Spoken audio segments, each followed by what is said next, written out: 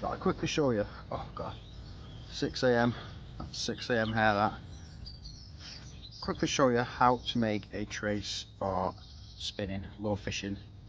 I like the e-socks. That's kind of the stuff I use. I like making my own traces because for one, it's cheaper than shop bought, and two, you know that you've made it, not some factory or somebody in a factory, and you don't know if it's any good or it's strong enough or it's been poorly made. So kind of that's the length, maybe a bit more actually. There we go. Sharp pair of scissors or clippers just to cut the trace.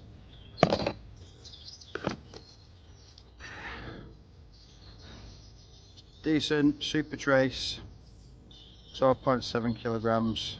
Good stuff, the e-sock stuff, don't mind it at all. Then what we need is 2 crimps.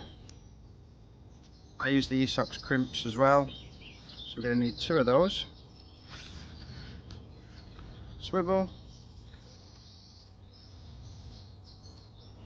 clip for your lure, and rubbers if you want to use them.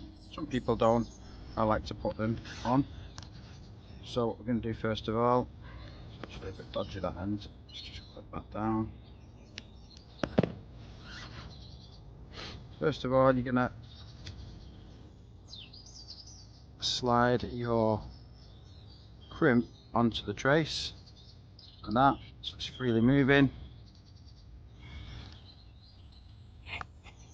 And we're going to put the swivel on, and we're going to bend that wire back the other way.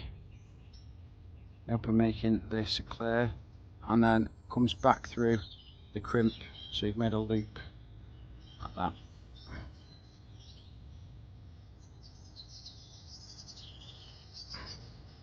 And what you need is a good set of crimp clippers, crimp tool. These are the Fox Rage ones. I like to push the crimp up a little bit further, and then you just stick the crimp in between the tool and give it a good squeeze.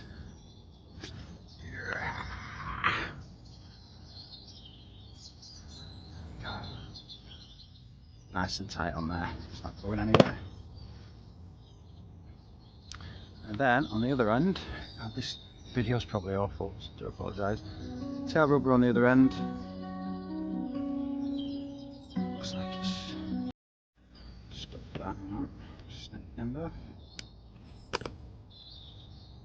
Tail rubber on. There we go. Slide it up to the end. Push it over the crimp that you've just smashed down, and over the swivel end like that. Like I say, some people don't use them. I quite like to use them just to protect that where you've crimped it. Right, same on the other side. Crimp on first, then your clip that you're going to clip your lure on onto it, and then back through. Right, so sometimes I put a rubber on the end of this one as well, but just for this demonstration I'm not going to. So you like that there again, and then it's quite simply you're just squeezing the crimping tool hard as you can down.